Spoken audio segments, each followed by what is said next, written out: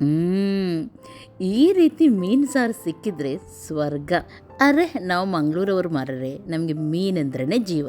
Hello ನನ್ನ ಕುಟುಂಬದವರೇ, ಹೇಗಿದ್ರೆಲ್ಲರೂ? ಇವತ್ತು ನಾನು ನಿಮ್ಮ ಜೊತೆ ಒಂದು ಮೀನು ಕರಿ ರೆಸಿಪಿ ಶೇರ್ ಮಾಡ್ತಾ ಇದ್ದೀನಿ. ಖಂಡಿತ ನೀವು ಕೂಡ ಟ್ರೈ ಮಾಡಿ. ಎಷ್ಟೊಂದು ಚೆನ್ನಾಗಾಗುತ್ತೆ ಅಂದರೆ, ಜಸ್ಟ್ ಇದಕ್ಕೆ ಏನೆಲ್ಲ ಮಸಾಲೆ ಬೇಕು ನೋಡೋಣ. ಒಂದು ಫ್ರೈಂಗ್ ಪ್ಯಾನಲ್ಲಿ 1 ಟೇಬಲ್ ಸ್ಪೂನಷ್ಟು ಕೊತ್ತಂಬರಿ ಕಾಳು, 1/4 ಟೇಬಲ್ ಸ್ಪೂನಷ್ಟು ಜೀರಿಗೆ ಹಾಗೂ ಅರ್ಧ ಟೇಬಲ್ ಸ್ಪೂನಷ್ಟು ಕಾಳು ಮೆಣಸು ಇಷ್ಟನ್ನು ತೊಗೊಂಡಿದ್ದೀನಿ. ಸ್ವಲ್ಪ ರೋಸ್ಟ್ ಮಾಡಿ, ಜಾಸ್ತಿ ಓವರ್ ಆಗಿ ಮಾಡಲಿಕ್ಕಿಲ್ಲ, ಸ್ವಲ್ಪ ಫ್ರೈ ಮಾಡಿ.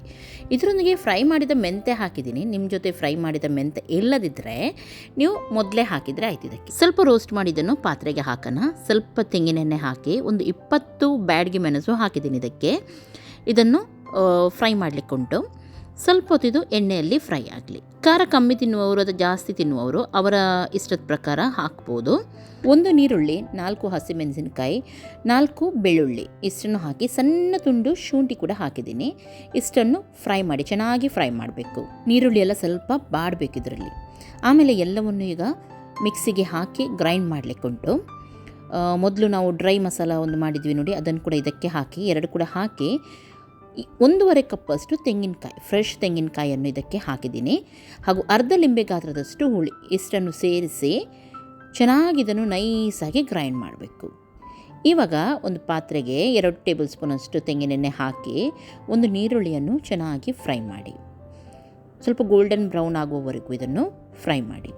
ಅಥವಾ ಡೈರೆಕ್ಟಾಗಿ ಕೂಡ ನಿಮಗೆ ಎಣ್ಣೆಲ್ಲ ಬೇಡ ಅಂತಾದರೆ ಡೈರೆಕ್ಟಾಗಿ ಮಸಾಲವನ್ನು ಹಾಕಿ ನೀವು ಮೀನನ್ನು ಹಾಕ್ಬೋದು. 3 ಟೊಮೆಟೊವನ್ನು ಹಾಕಿದ್ದೀನಿ. ಸಣ್ಣ ಸಣ್ಣ ಸೈಜಿದು 3 ಟೊಮೆಟೊ ಇದಕ್ಕೆ ಆ್ಯಡ್ ಮಾಡಿದ್ದೀನಿ. ಟೊಮೆಟೊ ಸ್ವಲ್ಪ ಸಾಫ್ಟ್ ಆಗಿದ್ದೆ. ಸ್ವಲ್ಪ ಅರಶಿನ ಹಾಕೋಣ. ಗ್ಯಾಸನ್ನು ಸ್ಲೋ ಮಾಡಿ ಅರಶಿನ ಹಾಕಿ ಇದಕ್ಕೆ ನಾವು ರೆಡಿ ಮಾಡಿದ ಮಸಾಲ ಉಂಟು ನೋಡಿ, ಅದನ್ನು ಹಾಕಿಬಿಡೋಣ. ಅರಶಿನ ಬೇಕಿದ್ರೆ ನೀವು ಗ್ರೈಂಡ್ ಮಾಡುವಾಗ ಕೂಡ ಸೇರಿಸ್ಬೋದು. ಸ್ವಲ್ಪ ಹೊತ್ತು ಇದನ್ನು 5 ನಿಮಿಷ ಫ್ರೈ ಮಾಡಿ ಆಮೇಲೆ ಬೇಕಾಗುವಷ್ಟು ನೀರನ್ನು ಇದಕ್ಕೆ ಸೇರಿಸಿ. ತುಂಬ ತೆಳು ಕೂಡ ಮಾಡಬೇಡಿ, ತುಂಬ ದಪ್ಪ ಕೂಡ ಇಡಬೇಡಿ. ರುಚಿಗೆ ತಕ್ಕಷ್ಟು ಉಪ್ಪನ್ನು ಹಾಕೋಣ ಹಾಗೂ ಕುದಿ ಬರಲಿಕ್ಕೆ ಇದನ್ನು ಇವಾಗ ಮುಚ್ಚಿಡೋಣ. ಓಕೆ, ಚೆನ್ನಾಗಿ ಕುದಿ ಬಂದಿದ್ದೆ. ಇವಾಗ ಇದಕ್ಕೆ ಮೀನನ್ನು ಹಾಕಲಿಕ್ಕುಂಟು. ನಾನಿಲ್ಲಿ ಅಂಜಲ್ ಮೀನಿರುತ್ತೆ ನೋಡಿ, ಅದನ್ನು ಹಾಕಿದ್ದೀನಿ. ನೀವು ಬೇರೆ ಯಾವುದಾದ್ರೂ ಮೀನಿದ್ದರೂ ಈ ಮಸಾಲಕ್ಕೆ ಹಾಕ್ಬೋದು, ಚೆನ್ನಾಗಾಗುತ್ತೆ. ಅಂಜಲ್ ಮೀನು ಹಾಕಿದ ಮೇಲೆ ಇದನ್ನು ಮುಚ್ಚಿಡೋಣ. ಹುಳಿ ಎಲ್ಲ ಕರೆಕ್ಟಾಗಿದೆಯಾ ನೋಡಿ, ಬೇಕಂತಾದರೆ ಸ್ವಲ್ಪ ಹುಳಿ ನೀರನ್ನು ಮೇಲ್ಗಡೆಯಿಂದ ಸೇರಿಸಿ.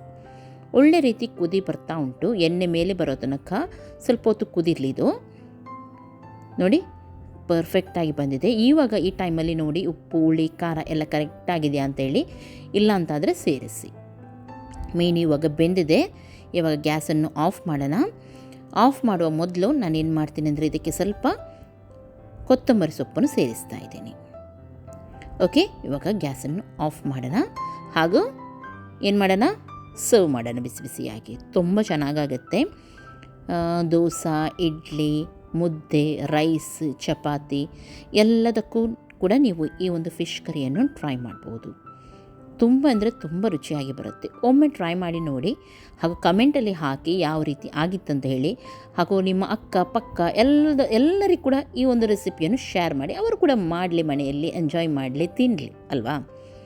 ಓಕೆ, ಇವತ್ತಿನ ರೆಸಿಪಿ ನಿಮಗೆ ಕೂಡ ಇಷ್ಟ ಆಯ್ತಂತಾದರೆ ಏನು ಮಾಡಬೇಕು, ಲೈಕ್ ಮಾಡಬೇಕು ಮತ್ತು ನಾನು ಹೇಳಿದಾಗೆ ಶೇರ್ ಮಾಡಬೇಕು. ಹಾಗೂ ನನ್ನ ಚಾನಲ್ಗೆ ಇನ್ನೂ ಕೂಡ ನೀವು ಸಬ್ಸ್ಕ್ರೈಬ್ ಮಾಡಲಿಲ್ಲ ಅಂತಾದರೆ ಸಬ್ಸ್ಕ್ರೈಬ್ ಮಾಡಿ. ನೋಡಿ ಎಷ್ಟು ಯಮ್ಮಿಯಾಗಿ ಬಂದಿದೆ, ಎಷ್ಟು ಚೆನ್ನಾಗಿ ಕಲ್ಲರ್ ಎಲ್ಲ ಕೂಡ ಪರ್ಫೆಕ್ಟಾಗಿ ಬಂದಿದೆ. ಹಾಗೂ ನೋಡಿ ಎಷ್ಟು ತಿಕ್ಕಾಗಿದೆ ಗ್ರೇವಿ, ಚೆನ್ನಾಗಿರುತ್ತೆ. ಇದು ಟ್ರೈ ಮಾಡಿ. ಇನ್ನು ನಾಳೆ ಸಿಗ್ತೀನಿ ಒಳ್ಳೆ ರೆಸಿಪಿಯೊಂದಿಗೆ. ಅಷ್ಟರವರೆಗೂ ಎಲ್ಲರಿಗೂ ಟೇಕ್ ಕೇರ್, ಬಾಯ್ ಬಾಯ್.